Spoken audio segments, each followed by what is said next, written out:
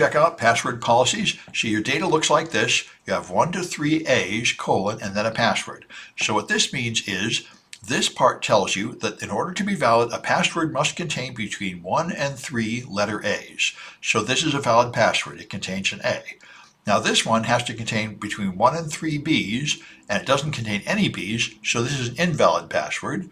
This one has to be between 2 and 9 C's, and it has 1, 2, 3, 4, 5, I think it looks like 9 C's, so it's valid. So that's all you're going to do is test these and see if they're valid, and counting the number of valid passwords in this long list will give you a flag. And the second one is when you have a new policy where these are not from 1 to 3, these are specific positions. Position 1 and position 3 must contain exactly 1 A, no less and no more. So here I have an A in position 1 and no A in position 3, so this is valid. Here I have no B anywhere, so this is not valid. Here I need position 2 and position 9 to contain a C, but they both contain a C, so this is invalid because you have 2 C's. So again, you just count how many passwords are valid according to this different interpretation of the data.